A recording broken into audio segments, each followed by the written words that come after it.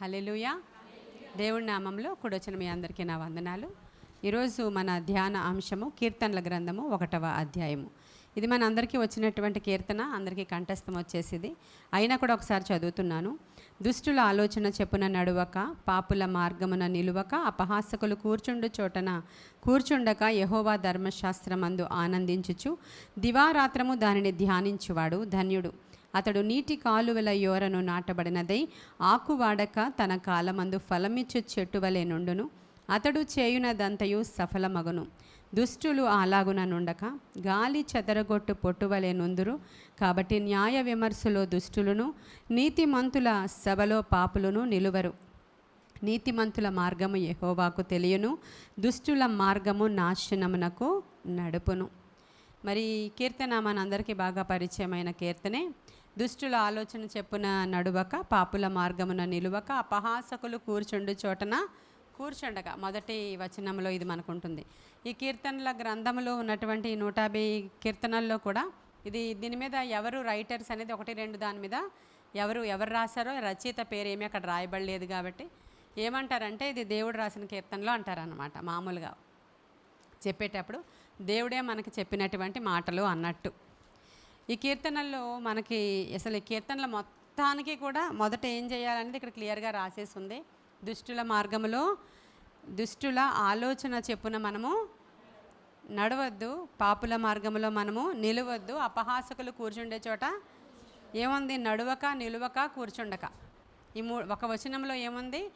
నడువక, నిలువక, కూర్చుండక. దీంట్లోనే మనకు మీనింగ్ అర్థమైపోతుంది. మామూలుగా మనం జనరల్గా ఆలోచిస్తే మనం నడిచి వెళ్ళిపోతున్నాం, లేకపోతే ఎవరో ఒక మగ వ్యక్తి నడిచి వెళ్ళిపోతున్నప్పుడు అక్కడ ఏదో త్రాగుబోతులు విందవుతుందో, త్రాగుడు యొక్క అంటే అక్కడ ఏదో ఒక షాప్ ఉందో, లేకపోతే అపహాస్యకులే అక్కడ నిలబడి ఉన్నారో, లేకపోతే ఒక కుర్రోళ్ళందరూ ఒక చోట అంటే చెత్తగా మాట్లాడుకునే వాళ్ళు అక్కడ ఉన్నారో అనుకుందాం. అప్పుడు ఏం చేయాలా? అక్కడ నిలవబడాలా, వెళ్ళిపోవాలా? అదనమాట ఫస్ట్. మొదటిది ఏముంది? అటువైపు మనం నడిచి వెళ్ళేటప్పుడు ఇంక అక్కడ ఆగిపోకుండా, నిలువక, అక్కడ నిలిచిపోకుండా నడక నడుస్తూ మనము వెళ్ళిపోవాలి. నడువక అనే దానికి ఇంకోటి చెప్పుకోవచ్చు, అంటే చెడ్డ మార్గాల వైపు మనము నడవద్దు. ఈ మార్గంలో వాళ్ళు ఉంటారని మనకు తెలుసు కాబట్టి అటువైపు వెళ్ళొద్దు. ఈ మార్గంలో వెళితే వేరే త్రోవది మంచిది కాదు అని నీకు తెలుసు, అటువైపు నీ నడక అసలు ఉండకూడదు. ఇంకా నిలవబడ్డం గురించి ఇందాకే చెప్పాను. అదేదో చెత్తది ఉంది అక్కడ నిలవబడ్డానికి వీళ్ళది. నిలవబడితే ఏమవుతుందంటే ఆటోమేటిక్గా మళ్ళీ రేపు వెళ్ళేటప్పుడు రా స్నేహితుడా కూర్చో అంటారు వాళ్ళు. అప్పుడు ఖచ్చితంగా అక్కడ కూర్చోవాలి. సహజంగా లేడీస్ కూడా నడిచి వెళ్ళిపోతూ ఉంటే చాలామందికి రోడ్డు మీద పోయే వాళ్ళని కూడా పలకరించడం అలవాటు చాలామందికి. మనకి ఎందుకు ఇప్పుడు మాటలు, టైం వేస్ట్ ఎందుకు అనుకోరు చాలామంది. తెలిసిన వాళ్ళే ఉంటారు. ఎప్పుడో బీరకాయ పిచ్చి సంబంధాలు, లేకపోతే ఆ కాలనీలో ఉన్నప్పుడు తెలిసిన వాళ్ళు, ఇక్కడ ఉన్నప్పుడు తెలిసిన వాళ్ళు ఉంటారు. వెళ్ళిపోతుంటే ఇప్పుడు ఎందుకులే టైం వేస్ట్ అని అనుకుంటారు కొంతమంది. లేదంటే బాగున్నారా అండి, దట్స్ ఆల్. అలా కాదు. కొంతమంది వెళుతున్న వాళ్ళని ఏం చేస్తారంటే రోడ్డు మీద నిలవబెట్టేస్తారు. 1 గంట, 2 గంటలు, 3 గంటలు కూడా మాట్లాడుకుంటారు. అనేకమైన మందిరాల్లో కూడా జరుగుతుంటాయి ఇవి. అక్కడ నిలవబడిపోయి చర్చా కార్యక్రమాలు అక్కడ మాట్లాడుకుని ఆ తర్వాత కొంతసేపటికి ఏమవుతుందంటే ఎందుకులే మా ఇంటికి వచ్చి కూర్చోండి, లేకపోతే మీ ఇల్లు దగ్గర కదా, మీ ఇంటికి వచ్చి కూర్చుందాం. అలా కూర్చున్న దగ్గర నుంచి ఏమైంది? మీకు విపరీతమైన సమయం వేస్ట్ అయింది. మీ దగ్గర మాట్లాడుకోవడానికి ఏమీ ఉండవు. అప్పుడు థర్డ్ పర్సన్ గురించి మాట్లాడుకోవడం మీరు మొదలు పెడతారు. ఇలాంటివన్నీ కూడా ఎక్కడ ఫస్టే ఒక క్రైస్తవుడు, ఒక భక్తిపరుడు, యెహోవా యందు భయభక్తులు గలవాడు వాడి టైంని ఎలాగా జాగ్రత్తగా చేసుకోవాలి, దాన్ని బట్టే, వాళ్ళు మాట్లాడే విధానాన్ని బట్టే, వాళ్ళ ప్రవర్తించే విధానాన్ని బట్టే వాడికి ఆశీర్వాదము వస్తుంది అని మొదటి కీర్తనల గ్రంథం చెప్తున్నాడు. ఎందుకంటే ఇలా ఉన్నవాడు ధన్యుడని రాయబడి ఉంది కదా అక్కడ 2వ వచనంలో. వాడు ఎలాంటి వాడు? యెహోవా ధర్మశాస్త్రమందు ఆనందించుచు దివారాత్రము దాన్ని ధ్యానించువాడు ధన్యుడు. అంటే ఇంగ్లీష్ బైబిల్లో బ్లెస్డ్ అని ఉంది. అవునా? అంటే ఆశీర్వదింపబడిన వాడు ఎవరంటే అని స్టార్ట్ అవుతుంది ఇంగ్లీష్ బైబిల్లో. ఆశీర్వదింపబడిన వాడు ఎవరంటే వాడు ఎలా ఉంటాడంటే వాడు అలాంటి చెడ్డ మార్గాల వైపు నడవడు, అలా చెడ్డ ఇళ్ల వైపు వెళ్ళడు, కాలక్షేపానికి నడిచి వెళ్ళడు. వాడు అక్కడ చెడు ఉందంటే అటువైపు వాడు నడవడు. పోని వాడికి నడిచి వెళ్ళాలి అదే మార్గం అని తెలిసి అక్కడ నిలబడ్డు. చాలామంది ఇలా కూడా చేస్తుంటాం. మనం వెళ్ళిపోతూ ఉన్నప్పుడు పలకరిస్తారు ఇలాంటి వాళ్ళు. బాగున్నానండి, మళ్ళీ కలుద్దామే, పని మీద వెళ్తున్నానని వెళ్ళిపోతాం మనం. నిలవద్దు. అక్కడ నిలువక, ఎందుకని అక్కడ మాట్లాడుకునేవన్నీ వాళ్ళు ఎలా ఉన్నారు, వీళ్ళు ఎలా ఉన్నారు, అదేంటి ఇదేంటి నువ్వేంటి, నేనేం చేశాను నువ్వేం చేసావు, నీ పిల్లోడు ఏం చేశాడు, ఇవే మాటలు. కాబట్టి అక్కడ నిలబడు వాడు. ఆ తరువాత ఎంతసేపు రోడ్డు మీద నుంచి మాట్లాడుకుంటాం, రండి కూర్చోండి అని ఆడవాళ్ళు అయితే అలాంటి పనులు చేస్తుంటారు, మగవాళ్ళు అయితే త్రాగుబోతులు విందులో కూర్చుంటాడు. మొదటి రోజు వాడు డ్రింకే తాగుతాడు, రెండో రోజు వీడితో పాటు కేవలం కంపెనీ కోసం కూర్చుంటున్నాను అంటాడు, మూడో రోజు ఆ కూల్ డ్రింక్లోనే ఇది కొంచెం కలుపుకో అంటాడు, నాలుగో రోజు వాడికంటే పచ్చి తాగుబోతూ వీడైపోతాడు. ఎంత క్లియర్గా ఉందో చూసారు అక్కడ. మొదట కూడా మనం కూడా ఊరికే కాలక్షేపం కోసం, ముఖమాటం కోసం వాళ్ళ ఇంటికి దగ్గర ఆగుతాము, ఆగమందని. ఆ తర్వాత కూర్చుంటాము, ఆ తర్వాత వాళ్ళ ఇంటి దగ్గర ఇంకా అంటే మనం పాడైపోతాం. ఇవన్నీ కూడా భక్తిపరులైనటువంటి ఆశీర్వదింపబడిన వారికి తగదు.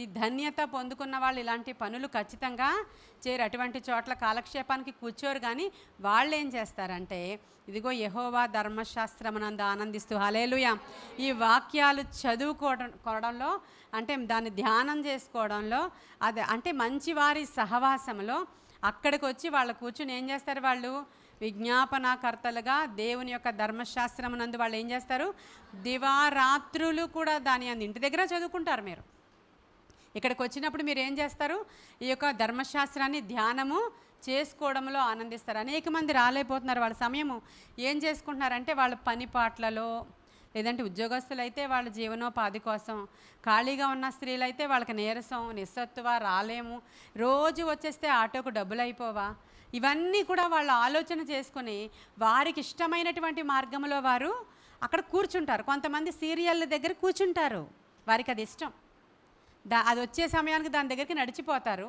ఆ సీరియల్ పెట్టుకుని వాళ్ళు దాని దగ్గర కూర్చుంటారు. కొంతమంది అపహాసకులు కూర్చునే చోట మధ్యాహ్నం అయిపోగానే క్వార్టర్స్లోను, రకరకాల కాలనీస్లోను అయితే అక్కడ వంటలు చేసుకున్న అమ్మలెక్కలు అందరూ వచ్చేసి ఒక చోట కూర్చొని అదొక మంచి ఏమంటారు మీటింగ్స్ వేసుకుంటారు. వాళ్ళు అక్కడ భర్తలందరూ ఉద్యోగాలకు వెళ్ళిపోయిన తర్వాత మంచి మీటింగ్స్ పెట్టుకుని ఆ మీటింగ్లో కూర్చొని సమయం అంతా ఆకలేసినప్పుడు లెగుస్తారు వాళ్ళు.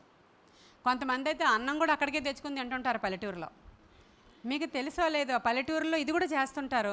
మళ్ళీ ఆ టైం వేస్ట్ అయిపోవడం ఎందుకని వస్తూనే బాక్స్ తెచ్చేసుకుంటారు, లేకపోతే కొంచెంసేపు ఆగు నేను తెచ్చేసుకుంటానని ప్లేట్ తెచ్చుకొని అక్కడ తింటుంటారు. వీళ్ళకి మందిరాలు ఉంటాయండి, సేవకులు అక్కడ అనౌన్స్ చేస్తారు, అక్కడికి వెళ్ళరు. కొన్ని సంఘాలలో ఇలాగ ఏమంటారు టీం ప్రేయర్స్ చేస్తామని గ్యాదర్ అయ్యి అక్కడ కూడా రకరకాల మాటలు మాట్లాడుకుని, సేవకుల అండర్లో జరగదు కొన్ని, అక్కడ రకరకాల మాటలు మాట్లాడుకుని అది కూడా ఒక దుష్టుల సభలాగా వాళ్ళు చేసేసుకుంటారు. ఎంత జ్ఞానయుక్తంగా మనము మన టైంని యూటిలైజ్ చేసుకోవాలో మీరు చూడండి. ఇక మరి ఆ బ్లెస్డ్ అనే పదానికి వ్యతిరేక పదం ఏంటో చెప్పండి. అంతే కదా, ఇప్పుడు ఆశీర్వాదానికి వ్యతిరేకమైన పదం దరిద్రత.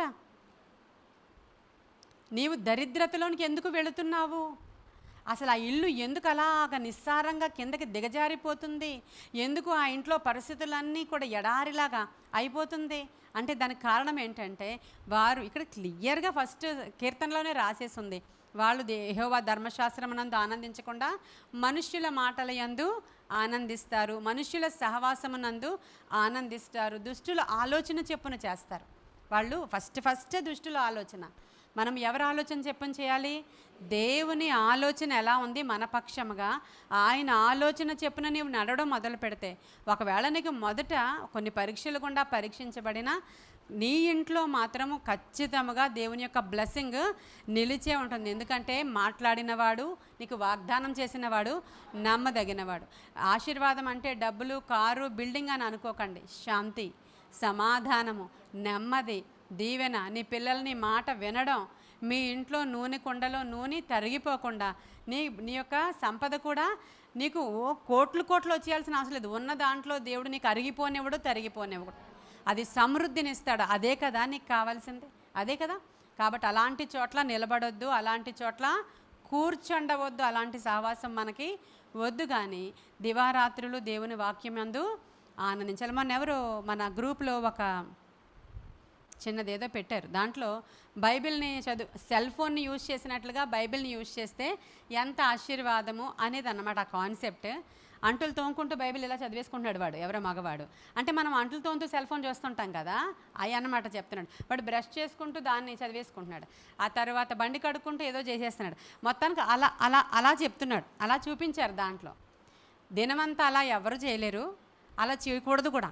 మనం ధర్మశాస్త్రాన్ని ప్రశస్తంగా ఆ చోట కూర్చొని మెడిటేట్ చేసుకోవాలి. అది దేవుని యొక్క జీవగ్రంథం, దేవుని యొక్క మాటలు కనుక వేకువనే లేచి ఉదయాన్నే లేచి చక్కగా పరిశుద్ధంగా నీ ఒళ్ళో పెట్టుకొని నీవు చదివిన తర్వాత దినమంతా ఏం చేయాలి? మరి అంట్లు దొంకున్నప్పుడు ఏం చేయాలి?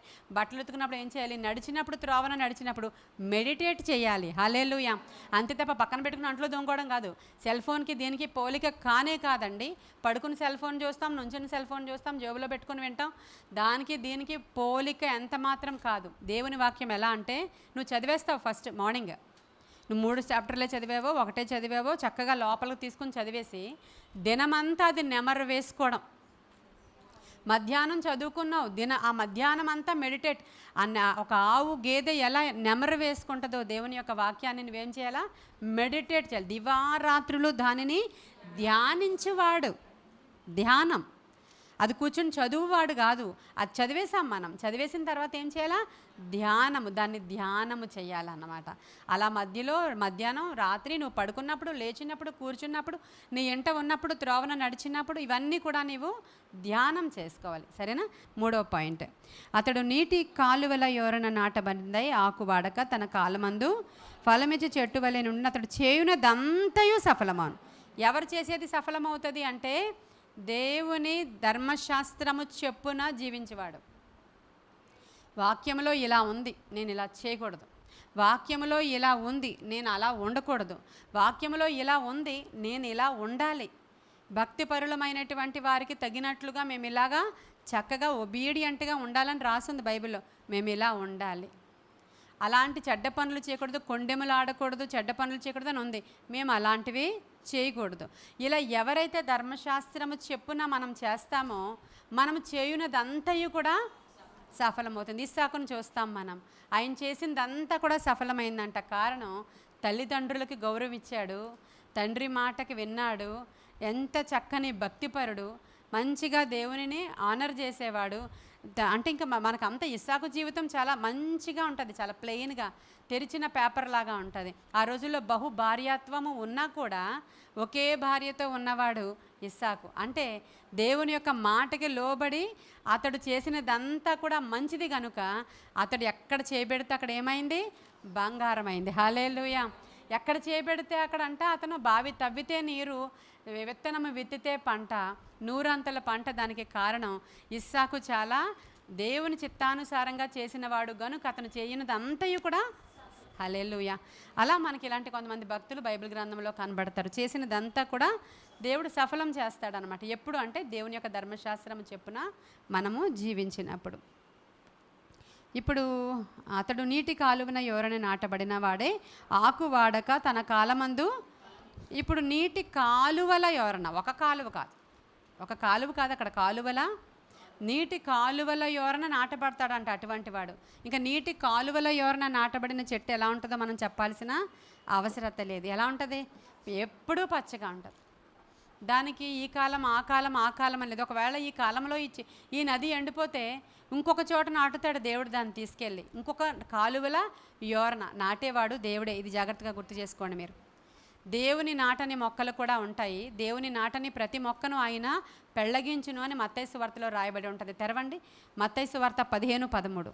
ఆయన పరలోకమందున్న నా తండ్రి నాటని ప్రతి మొక్కను పెళ్ళగించును. అంటే నాటని మొక్కలు కూడా ఉన్నాయా లేవా? నాటని మొక్కలు ఉన్నాయా? ఇప్పుడు ఉంటాయి. వాటిని ఎవరు నాటరు. అడవుల్లో మొలుస్తాయి, రోడ్ల పక్కన మొలుస్తాయి, ఎక్కడెక్కడో చెత్తలో మొలుస్తాయి, ఇష్టమైన చోట్ల మొలుస్తాయి. వాటిని ఎవరు నాటలేదు. మిమ్మల్ని ఎవరు నాటారు? ఆయనే నాటారు. హల్లెలూయా. ఆయన నాటని ప్రతి మొక్క కూడా ఆయన పెళ్ళగించి పడేస్తాడండి ఒక దినాన. మీరందరూ కూడా యెహోవా చేత నాటబడిన, అది మీరు ఎక్కడ నాటబడుతున్నారు? నీటి కాలువల యోరన నాటబడుతున్నారు. ఇది ఒకటి జ్ఞాపకం పెట్టుకోండి. దేవుని సన్నిధిలోనికి రావడం, ఇలా సహవాసంగా కూడి ఉండడం, మీరు దేవునికి అనుదినము సమయం ఇవ్వడం, వ్యర్థమైన వాటి దగ్గర మీరు కూర్చోకపోవడం వల్ల మీకు వచ్చిన లాభం బయట మనుషులకు కనబడదు. కానీ నీవు నీ జనరేషన్ వాళ్ళు ఎలా ఆశీర్వదింపబడతారు ఇక్కడ వాగ్దానం ఉంది. నీవు ఖచ్చితంగా ఆ నీటి యోరన నాటబడి పచ్చగా ఉంటావు. ఇర్మియా గ్రంథము 17వ అధ్యాయంలో చాలా చక్కగా ఉంటుంది ఆ నీటి యోరన నాటబడిన చెట్టు యొక్క వివరం. 17వ అధ్యాయము 5 నుంచి నేను చదువుతాను చూడండి, 6 నుంచి. అంటే 5 నుంచి కూడా చూద్దాం. యెహోవా నుండి వాడు ఎడారిలో అరుహా వృక్షం వల్లే ఉంటాడంట. ఎవడంటే వాడు దేవుని మీద ఆధారపడనివాడు. వాడికి దేవుని మీద ఆధారపడలేదు. ఆ మొక్కను ఎవడూ నాటలేదు. వాడు ఎలా ఉంటాడంట అంటే వాడు ఎడారిలో ఉన్నటువంటి అరుహా వృక్షం వలె. అదే ఎడారి. ఆ ఎడారిలో వృక్షం ఎలా ఉంటుంది? ఎండిపోయి దాని మొహం అసలు ఏమైనా బాగుంటుందా? అది అలా ఉంటాడంట. వాడు అరుహా వృక్షము వలె ఉంటాడు. మేలు వచ్చినప్పుడు అది వాడు అడవిలో కాలిన నేల యందును నిర్జనమైన చవిటి భూమి యందును. ఇక ఆ పదాలు మనం చదువుతుంటేనే అర్థమవుతుంది. చవిటి భూమి, నిర్జనమైనటువంటి స్థలము, ఎడారి, వాడు అడవి, కాలిపోయిన అడవి, అలాంటి చోట వాడు ఉంటాడు. యెహోవాను నమ్ముకొని వాడు ధన్యుడు. మళ్ళీ వచ్చిందా ధన్యుడు అనే పదం? ఈ మొదటి కీర్తనలో మనం ఎవరమో అని ఆలోచన చేస్తుంటే మనము ధన్యులము. యేసుక్రీస్తు ప్రభువారు కొండ మీద ప్రసంగంలో అంతా దేని గురించి చెప్తారు? ధన్యతలు. ధన్యుడు, ధన్యుడు, ధన్యుడు అంటే మీరు ఆశీర్వదింపబడిన వారు ఎలాగను ఉంటారో, ఎలా ఆశీర్వాదం వస్తుందో, ఆశీర్వాదం అంటే ఏంటో ఈ మొదటి కీర్తనలో కీర్తనకారుడు ఇక్కడ కూడా రాయబడి ఉంది, చెప్తున్నాడు. కాబట్టి ఆ మాట, యెహోవాను నమ్ముకుని వాడు ఎవడట? యెహోవా వానికి ఆశ్రయముగా ఉంటాడంట. వాడు జలముల యొద్ద నాటబడిన, చూడండి, చూసారా? యెహోవా దేవుని దగ్గరికి వచ్చి అనునిత్యము ఆయన వాక్యాలలో మనము ఆనందిస్తూ ఆయన సహవాసములో ఉంటూ, మీరింటి దగ్గర దివారాత్రులు ప్రభువు యొక్క ధర్మశాస్త్రాన్ని ధ్యానం చేసుకుంటూ చాలా రోజులు మరి దేవుని యొక్క మందిర ఆవరణలో సహవాస కూడికలు లేనప్పుడు మీరు ఏం చేస్తారు? దేవుని యొక్క ధర్మశాస్త్రాన్ని ఉదయాన్నే మీరు చదువుకొని, మధ్యాహ్నం చదువుకొని, రాత్రి చదువుకొని, దాన్ని మెడిటేట్ చేసుకొని ఆ వాక్యాలను మీరు తలపోసుకోవాలి తప్ప, ఇప్పుడు ఇన్ని రోజులు ప్రార్థనలు ఉన్నాయి, ఈ రోజు లేదు కాబట్టి మనం ఆ సహవాసం దగ్గరికి వెళ్దాం, ఆ సినిమా దగ్గర కూర్చుందాం, ఆ సీరియల్ దగ్గర కూర్చుందాం, చాలా రోజులు అయింది, అదిగో అక్కడికి వెళ్ళి ముచ్చట్లు పెట్టుకుందామంటే నీ యొక్క భక్తి అంతా కూడా హీన దశలోనికి వెళ్ళిపోద్ది. పాడైపోవడానికి ఒక్క చిన్నది చాలు, అంతేనా? పాలున్నాయి, ఒక కుండ పాలైనా సరే ఒక విషం చుక్క చాలు. చిన్న నిమ్మకాయ పిండితే ఒక చుక్క చాలు నీకు. అదే బాగా అవ్వడానికి చాలా టైము పడుతుంది. ఎలాగనో నువ్వు ఈ యొక్క ప్రార్థనలు అయిపోయాక మళ్ళీ వెళ్ళి దుష్టుల సహవాసం దగ్గర కూర్చోవడం, పాపుల మార్గంలో నిలవడం, చెత్త విషయాలు మాట్లాడుకోవడం, లేదంటే భక్తిహీనులు అయిపోయి దరిద్రులు అయిపోవడానికి పడుకొని నిద్రపోవడం, తిండి తినడం, ఇదే మనం చేస్తూ ఉంటే మన భక్తి ఎంత మాత్రం కూడా నిలబడదు. కానీ మనం ఈ ధన్యత పొందుకోవాలి అని అంటే, ఇదిగో మనము యెహోవా యందు నమ్ముకొని వాడు ధన్యుడు, యెహోవా వానికి ఆశ్రయముగా నుండును. అది కాలువల, ఇక్కడ కూడా కాలువలైనా ఉంది, కాలువలను ఉందండి. వాడు కాలువల ఓరన దాని వేళ్ళు తన్నుతాయి, జలముల యొద్ద నాటబడతాడు. వాడు వెట్ట కలిగిన దానికి భయపడదు, దాని ఆకు పచ్చగా ఉండును. వర్షము లేని సంవత్సరమున చింత నొందదు. ఎంత మంచి విషయాలండి. ఎలా పోషించాడండి దేవుడు మనల్ని. వర్షం లేని సంవత్సరంలో కూడా, కరోనా వచ్చినా కూడా, కరువు వచ్చినా కూడా, ఎవరు ఎలా ఉన్నా కూడా మనల్ని పోషించాడు కదా దేవుడు. ఎంత గొప్ప పోషకుడు. మన దగ్గర ఏమున్నా లేకపోయినా ప్రభువు చూపిస్తున్న దర్శనం, మీరందరూ ఎంతో పచ్చగా ఉన్నారు, ఎంతో ఫలభరితంగా ఉన్నారు, ఎంతో వెలుగుగా ఉన్నారు. మీరు నాకు చాలా ఇష్టలు. ఎందుకని అంత ఇష్టం మనం అంటే, మనం ఏం చేసామని దేవునికి ఇష్టం అంటే ఏమీ లేదు. ఆయన దగ్గరికి వచ్చి ఆయన యొక్క వాక్యాన్ని ధ్యానం చేస్తూ ఆయన సన్నిధిలో మనము ఆనందిస్తున్నాము. మనము ధన్యులం అంటున్నాడు ప్రభు. హల్లెలూయా, ఎంత ధన్యత కదా. తర్వాత దుష్టులు అలాగున ఉండక గాలి చెదరగొట్టు. దుష్టులు అలా ఉండరంట. దుష్టులు అంటే బైబిల్లో ఎవరు అంటే, వాక్యం చదవలేని వాళ్ళు, మందిరానికి రాలేని వాళ్ళు, సహవాసంలో లేని వాళ్ళు. మరి వీళ్ళందరూ ఈ లిస్టులోనికి వచ్చేస్తారు. మరి దుష్టులు అంటే దేవుని సన్నిధిలో నిలబడలేని వాళ్ళు. అధికంగా భక్తిహీనుల్ని దుష్టులు అంటుంది ఇక్కడ. భక్తిహీనతని ఇలా దుష్టులతో భక్తిహీనత, ఎక్కడున్నా భక్తిగా ఉండడం అది మేరు. ఇది ఇలా ఉండలేని వాళ్ళందరూ ఎవరంటే దుష్టులలోనికి వచ్చేసి వారు ఎలా ఉంటారంట? గాలి చెదరగొట్టు. వాళ్ళు గట్టి గింజలు కాదు, వాళ్ళు పొట్టు. ఇంకా పొట్టు దేనికైనా పనిచేస్తుందా? దేనికి పనిచేయదు. గాలి వస్తే అది ఎగిరి పోతుంది, లేదంటే పొయ్యిలో పెట్టి దాన్ని కాల్చేస్తారు తప్ప దేనికి ఉపయోగపడదు. ఎవరికి అటువంటి వారు ఉపయోగకరమైన వారు కారు. వాళ్ళు ఎవరికి సహాయం చెయ్యలేరు. వాళ్ళ సహాయం ఎవరికి అక్కర్లేదు. అసలు వాళ్ళు నిరుపయోగమైనటువంటి వారుగా వారి అంతం ఉంటుంది. మనం ఎలా ఉంటామంటే అనేకులకు సహాయం చేసేవారముగా, ఫలాలు ఇచ్చేవాళ్ళముగా, పచ్చగా దేవుని ధర్మశాస్త్రంలో ఆనందించే వారి యొక్క బ్లెస్సింగ్స్ ఎంత ఎక్కువ. ఇది చాలా ఈజీగా చదివేసి కంఠస్థం చేస్తారు కదా. దీంట్లోనే మొత్తం ఉంది. అసలు ఒక క్రైస్తవుడు, ఒక భక్తిపరుడు ఏం చేస్తే ఏమి బ్లెస్సింగ్ మీకు వస్తుందో ధన్యుడు అంతే. ఇంకా ఇది హీబ్రూలో దాన్ని అషీర్ అంటారు, ఈ ధన్యత అనే పదాన్ని.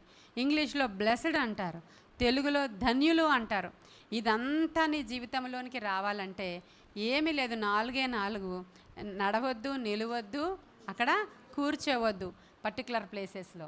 ఏం చేయాలంటే ఇక్కడికి నడిచి రండి, కూర్చోండి, నిలవండి, ఆయన సన్నిధిలో కూర్చుంటే ఆ నీటి యోరన నాటబడిన చెట్టులా ఉంటాం. లేదంటే ఆ ఎడారిలో ఉన్నటువంటి అరూహా వృక్షాలు, అందరము క్రైస్తవులమేనండి. అరూహా వృక్షాలు కొన్ని ఉంటాయి ఇక్కడ, నీటి యోరన నాటబడిన చెట్లు కొన్ని ఉంటాయి. అరూహా వృక్షాలను మీరు చూస్తూ ఉండగా వాళ్ళ గృహాలు దిగజారిపోవడం మీరు చూస్తారు, ఎండిపోవడం మీరు చూస్తారు, పాడైపోవడం మీరు చూస్తారు. ఇంకేం చేయలేం మనం, ఎంత ప్రార్థన చేస్తున్నా ఇంకంతే. ఆ స్థితులగతులను మనము మార్చలేము. ఎందుకంటే నీవు చేసుకోవాల్సిన టైంలో నీవు చేసుకోలేకపోయావు, దేవుడు సమయం ఇచ్చినప్పుడు దాన్ని నీవు ఉపయోగించుకోలేకపోయావు. ఏముందిలే, వెళ్ళిన వాళ్ళు అలాగే ఉన్నారు, వెళ్ళని వాళ్ళు అలాగే ఉన్నారు, ఇంకా చూస్తే వెళ్ళలేని వాళ్ళే బాగున్నారు అనే తత్వంలో ఈరోజు క్రైస్తవ్యము చాలా ఎక్కువగా ఆలోచన చేస్తుంది. నేను చెప్పాను, వాళ్ళు ఇంటి మీద మొలిచినటువంటి గడ్డి లాంటి వాళ్ళు. నీకు అలాగే కనబడుతుంది, ఇంటి మీద గడ్డి ఉంది బాగా నిగనిగలాడుతున్నట్లు, అది ఎంతసేపు ఉంటుంది? వాళ్ళను చూసి నువ్వు అనుకుంటున్నావు వాళ్ళే బాగున్నారు, నేను ఇంత భక్తి చేస్తే ఏం బాగుపడ్డానో అనుకుంటున్నావు. కానీ నీవు ఇలా ఉన్నావంటే దేవుని ఉచితమైన కృప, నీ బిడ్డలు అలా ఆరోగ్యంగా ఉన్నారంటే ఉచితమైన కృప. నీవు శాంతి, సమాధానం, నెమ్మది ఉంది మీ ఇంట్లో, శుభ్రంగా తిని పడుకోగలుగుతున్నావా లేదా? అనేకులకి ఇది లేదు, వాళ్ళు ఇంకా స్టేజ్లోనికి వెళ్ళిపోయారు, ఎడారిలోనికి వెళ్ళిపోయారు. ఇప్పటికైనాను మించింది లేదు. ఒకవేళ ఇప్పుడైనాను కూడా నీ వస్తే నేనేం చేస్తాను, నిన్ను మరలా నేను బాగు చేస్తాను అంటున్నాడు. హల్లెలూయా. చాలా ఛాన్సులు ఇస్తాడు ఆయన. మరి ఇంకా వెలిగించబడి దేవుని యొక్క రుచి చూసిన తర్వాత కూడా నువ్వు పడిపోతే ఇంకా ఆయన ఏమీ కూడా చేయలేకపోతాడు. అలా తర్వాత కాబట్టి న్యాయ విమర్శలో దుష్టులను, ఇక నీతిమంతుల సభలో ఇంకేమి నిలబడతారు? న్యాయ విమర్శలో ఇంకా దుష్టులు అంటే అదే చెప్పాను కదా, రేపటి దినాన ఒక న్యాయ విమర్శ జరుగుతుంది, అప్పుడు వాళ్ళు అక్కడ నిలవబడలేరు. నీతిమంతుల సభలో వాళ్ళకి అక్కడ చోటే లేదు. కాబట్టి నీతిమంతుల మార్గము యెహోవాకు తెలియను, దుష్టుల మార్గము నాశనమునకు. ఇప్పుడు యోబు అంటాడండి, నేను నడుచు మార్గము నా దేవునికే. ఇప్పుడు అదే కదా రాసింది ఇక్కడ, నీతిమంతుల మార్గము యెహోవాకే తెలియను. అప్పుడు ఆయన నీతిమంతుడు అనమాట. నేను నడుచు మార్గము నా దేవునికే తెలియను. హల్లెలూయా. ఇక్కడ నీతిమంతుల మార్గం మనం ఎలా వెళతామో ఆయనకు తెలుస్తుంది, దుష్టుల మార్గం ఇంకెక్కడికి, అది నాశనానికి వెళ్ళిపోతుంది. కాబట్టి మంచి మెసేజ్ ఈ యొక్క మొదటి కీర్తనల్లో మనం పొందుకున్నాం. రకరకాల ధన్యతల గురించి ఇంకా బైబిల్లో ఉంటుంది. తన అతిక్రమములకు పరిహారము నొందినవాడు, తన పాపమునకు ప్రాయశ్చిత్తము నొందినవాడు ధన్యుడు. కీర్తన 32:1 ఉంటుంది. నీవు నీ అతిక్రమాలకి నువ్వేం చేయాలా? పరిహారం చేసుకోవాలా, పాపములకు ప్రాయశ్చిత్తం చేసుకోవాలా. ఈ రెండు నువ్వు చేసుకుంటే అప్పుడు మరలా నీకు ఆ ధన్యత వస్తుంది. మరి ఇలాంటి మంచి మాటలు, ఏ కీడు చేయకుండా తన చేతిని బిగబెట్టుకునేవాడు ధన్యుడు. అసలు నువ్వు కీడు అనేది చేయకుండా నీ చేతులను ఏం చేసుకోవాలంట? బిగబెట్టుకోవాలి. అసలు కీడు చేయడానికి అసలు చేతులు వెళ్ళొద్దు, కీడు చేయొద్దు. ఏ కీడు చేయకుండా వాడి చేతులను ఇలా బిగబెట్టుకునేవాడట ధన్యుడు. ధన్యుడు అని ఎక్కడెక్కడ ఉందో బైబిల్ గ్రంథంలో, అలా మనం ధ్యానం చేసుకుంటే అసలు ఏం చేయొచ్చో ఏం చేయకూడదో మనకు తెలిసిపోతుంది. కాబట్టి ఈరోజు ఇదే మనకు వచ్చేసిందే, మరలా దీన్నే మెడిటేట్ చేసుకోండి ఈ రోజంతా. అందరూ మెడిటేట్ చేసుకొని, ప్రభువా నేను నీతిమంతుల సభలో నిలిచి ఉండాలి, సహవాసంలో నిలిచి ఉండాలి, నీ వాక్యాన్ని దివారాత్రులు నేను మెడిటేట్ చేసుకోవాలి. వినేసాం, వెళ్ళిపోయాం, మళ్ళీ అక్కడికి వెళ్ళిపోయి పిచ్చి పిచ్చిగా ఉండొద్దు.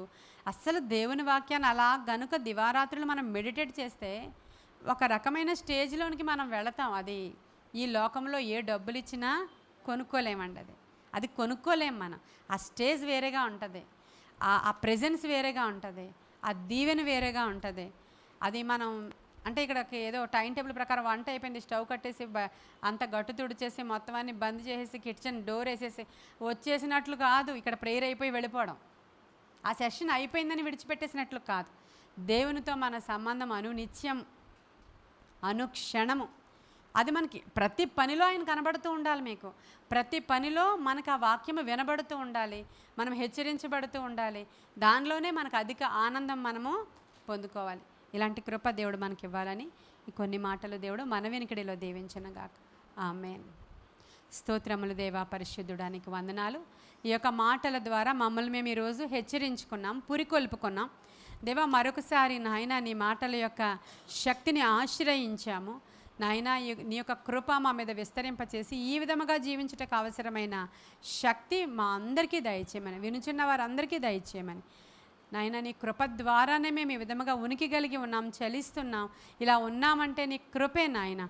ఆ విధముగా నీ వాక్యంలో నిలిచే భాగ్యం మాకు దయచేయమని యేసయ్య శ్రేష్ఠ నామములో ఈ చిన్న ప్రార్థన, ఈ ధ్యానము మీ సన్నిధికి చేర్చుకుని జవాబు దయచేయమని యేసయ్య నామంలో అడుగుచున్నాము తండ్రి. God bless you.